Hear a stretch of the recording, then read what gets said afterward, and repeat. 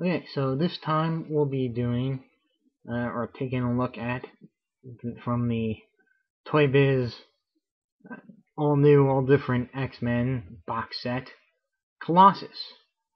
Now, pretty good sculpt.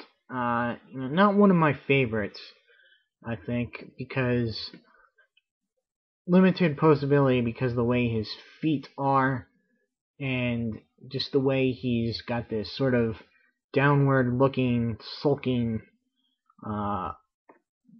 pose.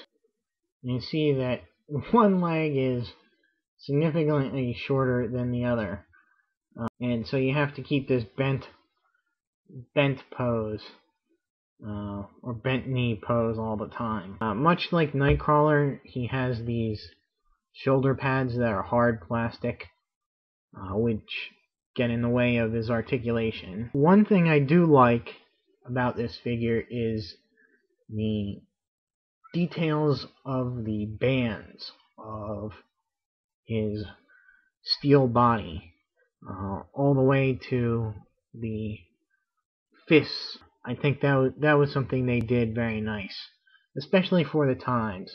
And I also like the shiny silver paint, silver gray paint. I think it's a much better paint than the Legends, which is a kind of a dull gray. But this has a very nice silver, looks very metallic,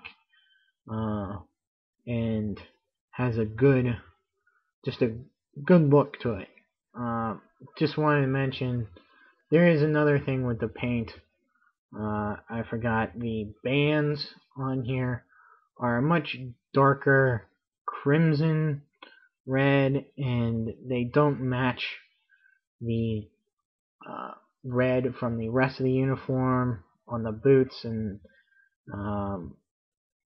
everywhere else. I think it's because they kind of wanted to give this a metallic look, and it does have that metallic kind of look to it, the paint.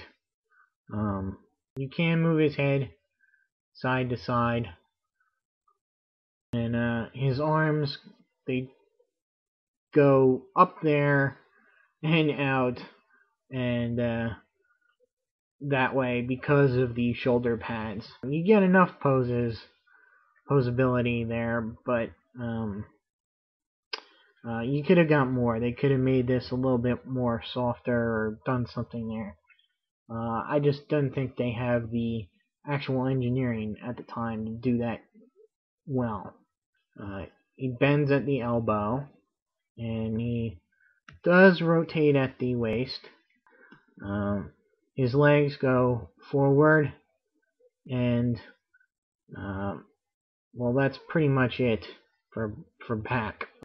He bends at the knee very well, and bends at the ankle. His full name is Piotr Nikolaevich Rasputin, and he first appears in Giant Size X-Men number 1, 1975. And he was born in the Soviet collective farm of Ust-Ordiensky near Lake Baikal in Siberia. You might be familiar with his name, his last name, Rasputin, and it turns out that yes, indeed, he is related to the Rasputin of the old Tsarist court. Maybe that's why the family is in Siberia. I don't know. He does have an older brother, Mikhail, and Mikhail actually manages to become a very famous cosmonaut. However, they think he's died in a rocket ship crash. He does have a younger sister, Yelena, and it's kind of because of her that he discovers his powers. And what he does is he instinctively triggers his powers when he runs to save Yelena from a runaway tractor.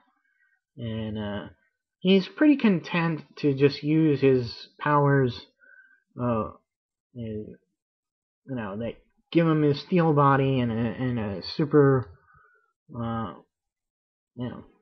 and add to his strength to kind of help farm. And he would kind of be happy just to do that. Pretty simple guy, really. And that's when Xavier comes and convinces him to join the X-Men. And from there on, it would really broaden his world.